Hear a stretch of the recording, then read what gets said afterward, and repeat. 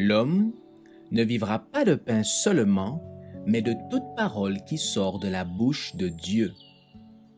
Voici votre moment de méditation quotidienne.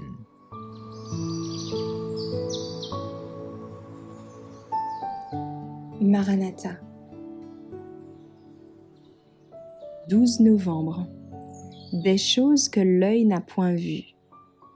Ce sont des choses que l'œil n'a point vues, que l'oreille n'a point entendues, et qui ne sont point montées au cœur de l'homme, des choses que Dieu a préparées pour ceux qui l'aiment.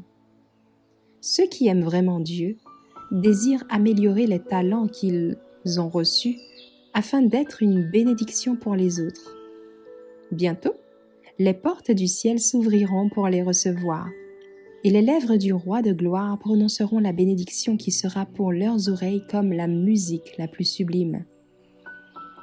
Venez, vous qui êtes bénis de mon Père, prenez possession du royaume qui vous a été préparé dès la fondation du monde. Matthieu 25, verset 34. C'est ainsi que les rachetés seront accueillis dans les demeures que Jésus leur prépare. Là, ils n'auront pas pour compagnons des êtres pervers, mais ceux qui, avec l'aide divine, ont formé des caractères parfaits. Toute tendance au péché, toute imperfection ont été supprimées par le sang de Christ. L'excellence et la splendeur de sa gloire qui excède l'éclat du soleil à son zénith leur sont imparties. Et la beauté morale et la perfection de son caractère brilleront par eux, d'un éclat qui éclipsera cette splendeur extérieure. Ils sont sans tache devant le grand trône blanc. Ils participeront à la dignité et au privilège des anges. Ce sont des choses que l'œil n'a point vues, que l'oreille n'a point entendues, qui ne sont point montées au cœur de l'homme, des choses que Dieu a préparées pour ceux qui l'aiment, en vue du glorieux héritage qui nous est offert. Que donnerait un homme en échange de son âme? Matthieu 16, verset 26. Il peut être pauvre et pourtant posséder en lui-même des richesses et une dignité supérieure à tout ce que le monde peut donner.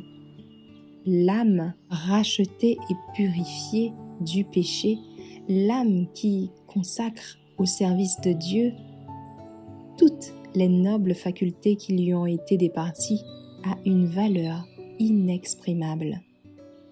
Demeurer pour toujours dans ce foyer des bienheureux, porter dans l'âme le corps et l'esprit, non les obscurs stigmates du péché et de la malédiction, mais la parfaite ressemblance de notre Créateur, et à travers les siècles sans fin progresser en sagesse, connaissance et sainteté, explorant toujours de nouveaux champs de la pensée, trouvant toujours de nouveaux prodiges et de nouvelles gloires, croissant toujours en capacité de connaître, de jouir et d'aimer, sachant qu'il reste encore devant nous la joie, l'amour et la sagesse infinie. Telle est la fin vers laquelle le chrétien dirige l'espérance, la fin pour laquelle l'éducation chrétienne nous prépare.